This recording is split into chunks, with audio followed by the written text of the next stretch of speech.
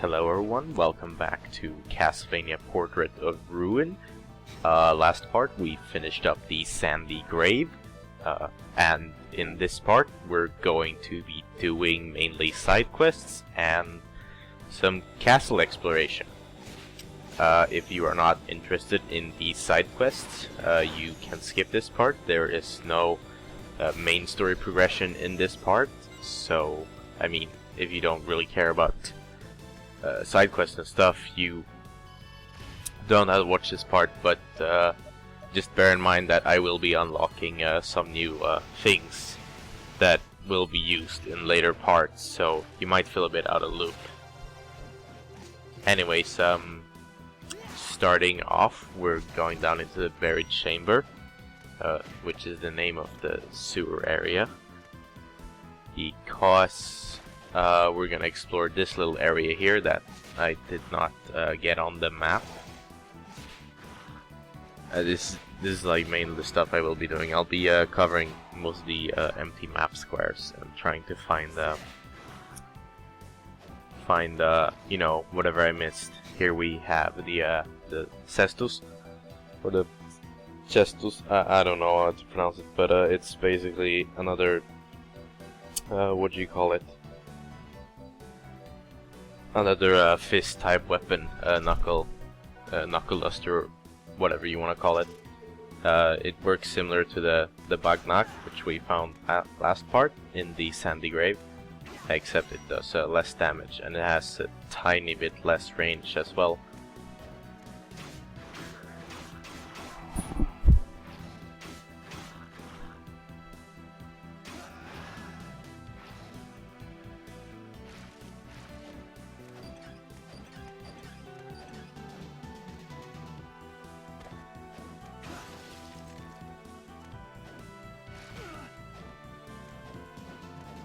Otherwise, that's all we're doing here in the buried chamber. For now, we'll be returning to Wind to pick up any new side quests, and I'll be going through them as follows. You're back. This is your training, Gadget. I'm counting on you. With these ones, I'm basically just doing whatever.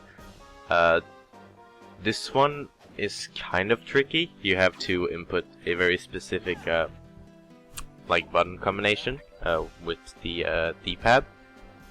Since I am playing on an Xbox 360 controller, the D-pad is quite bad. I've sped up the footage here showing me trying to do it, but yeah, I mean, I get it eventually, but it's quite tough because it doesn't really want to recognize my directional inputs. Even on the original DS, this could be quite a chore, because sometimes it wouldn't, like, you had to do it very specifically. You had to, like, really do that command with nothing in between, which you had to do it, like, really quickly as well, so you would often end up pushing something by accident. What it unlocks is basically just like a dodge roll move. It's not very useful. I mean, I'm just doing the quest to get 100% quest completion, but it's not useful at all. I mean, it does, you saw it there, it just rolls, and I mean, it's too much of a hassle to use anyway, so I feel like if you're trying to do a quick dodge roll, you might walk into an enemy anyways, just to, when you're trying to execute the dodge move. And here I'm just buying the new skills and the magic for Charlotte.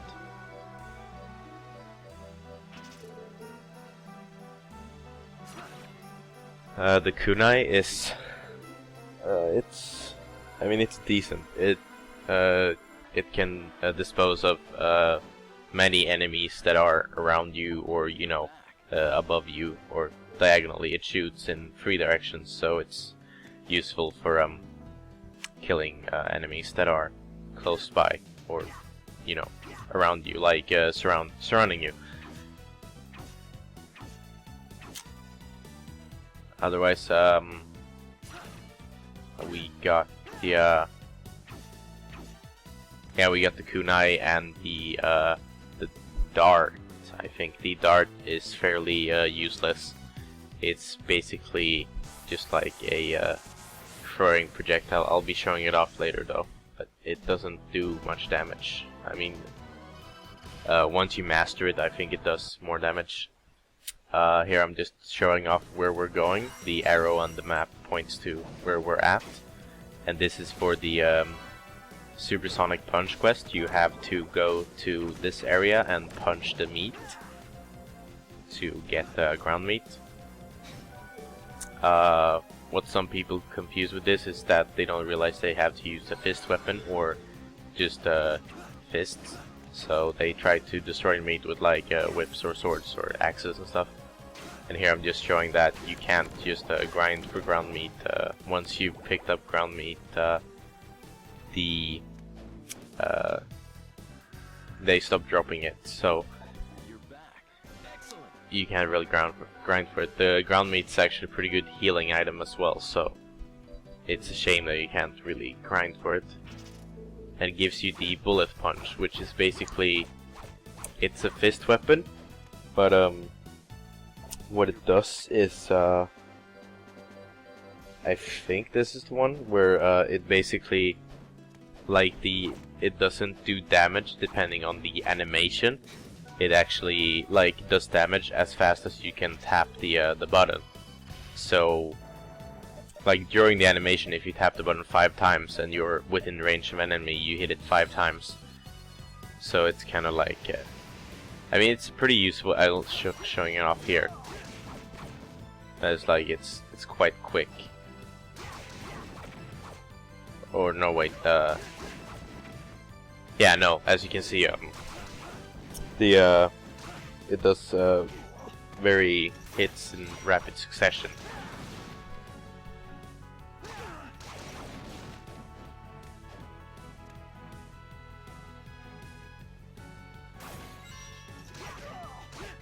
I mean, it's kind of okay, I guess. The damage output isn't great, but if you use Charlotte's strength up spell, it becomes, you know, much better. Like, since the difference in damage when you're buffed is much higher, and considering that you can just dole out punches really quickly, it means that you can basically just kill anything very quickly as long as you're within range and you can, you know, mash the button fast enough. Otherwise, I don't know, I'm not a huge fan of this weapon. I prefer the bug knock because it has higher base damage, and also it is already pretty fast. And the bullet punch, I don't know, I just feel it feels really risky because you have to get up so close to an enemy, especially with like enemies like these hill guards. They can attack you when you're close, which becomes kind of a pain because as you can see, I'm trying to hit them and they can just get a sheep shot in on me. Whereas you know, with the same is still for the bug knock, because you have to be very close to an enemy. And here we have a new enemy type, the Glacialabolas or Lablas. It's a sort of, I don't know, well, you saw what it was. It was basically like a bulldog combined with some sort of, you know, I don't know, lion's body and wings. So similar to a manticore maybe, but except that, you know, with the head of a bulldog. I'm not sure. I'm not huge on mythological creatures. The most of them I know is from Castlevania games, so I mean, yeah.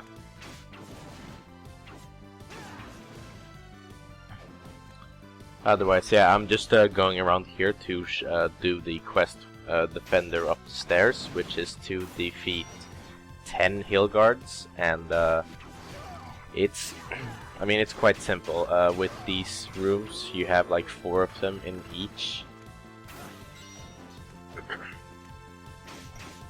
and you can just go up and down the stairs. You can just go up and down the stairs to you know, continue to defeat them, and 10 isn't really that much of a number. You can easily do it in 1 or 2 passes of the room. And yeah, the room next to this one also has like 4 of them, either 4 or 6. I don't remember. But yeah, it's quite easy. The hill guards also drop some pretty good items. They can drop a sword as well as a helmet that has pretty decent stats, at least for early game.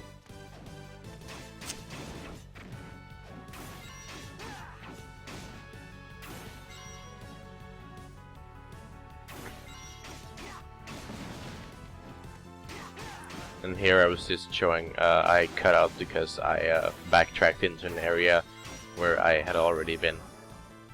Because I thought I forgot something, but I didn't. Anyways, yeah, and then you just go back and yeah, after you've beat 10 of them, you can just warp back to the to Wind, but we're going to be covering another side quest before we do that.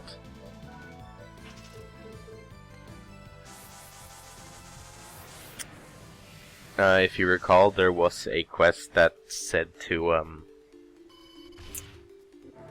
come back when you were cursed. Unfortunately, at the moment we're not in an area that allows us to do that. Also, just showing off the arrow there to show where we're at, and it's the room below this one actually.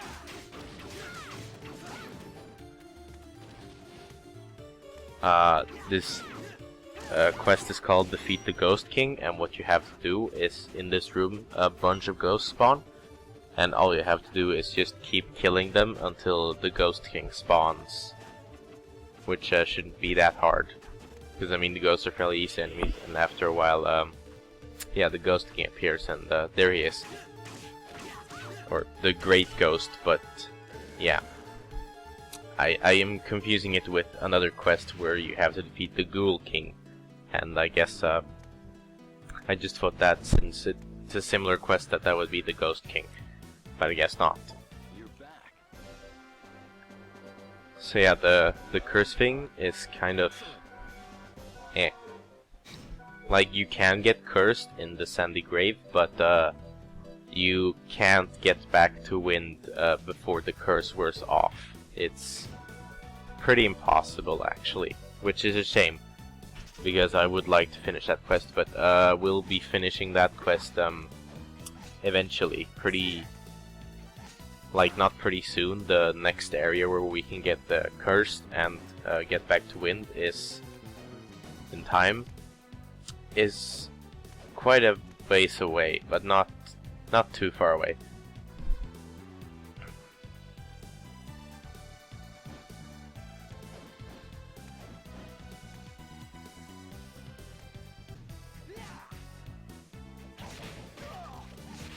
I mean, now I'm just doing some regular castle exploration, because we don't have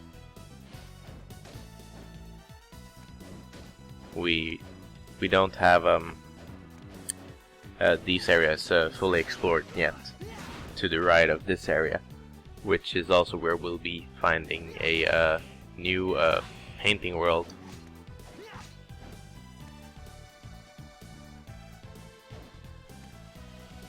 And also, now that we have the strength club, we can push this block, which we saw it before, but we couldn't do anything about it. And here we get the nebula. It's a new type of whip.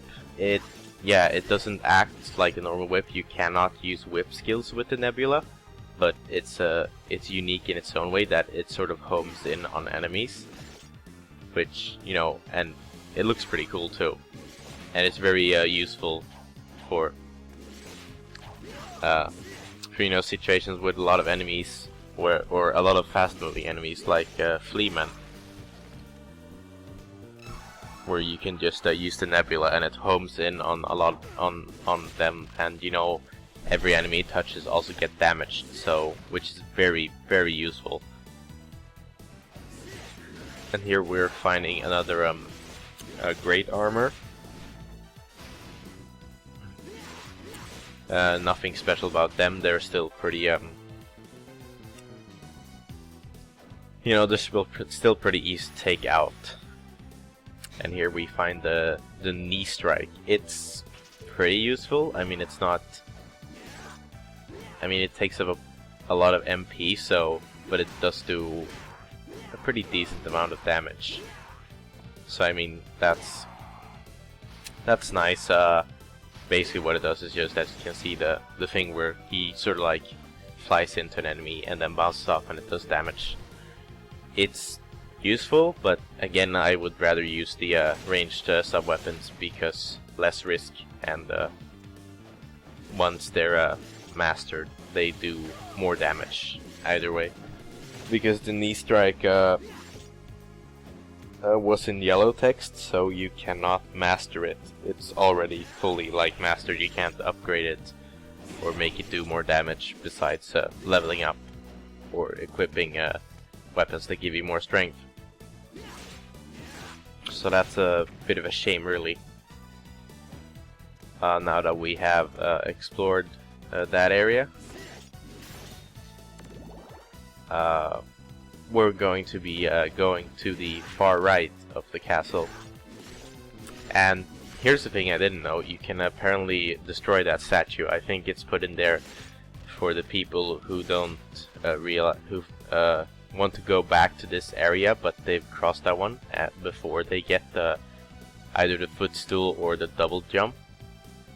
So, you know, if you want to go back, then you can just destroy the statue and walk past it instead of having to jump past it.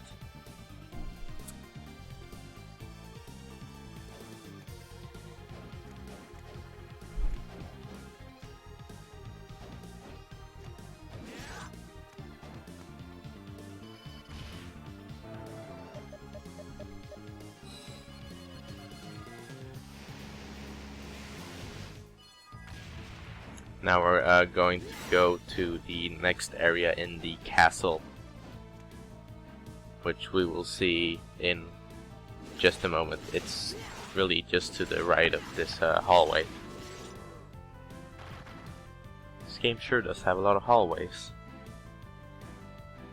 Although, I mean, it's the enemies and the combat that makes it fun, not necessarily the complex level design. Here we have a spring, which you need to have the strength club to push, and it leads you to the next area, which is the Tower of Death.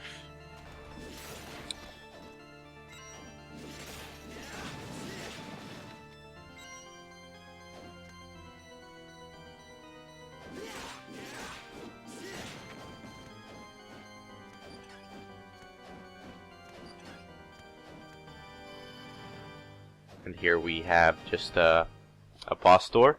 We won't be encountering that boss yet, because it's a special encounter. Next part, however, we will be tackling that. But for now, guys, thanks for watching. Please leave a like if you like this video. If you dislike it, please leave a dislike as well as a comment. See you guys next part.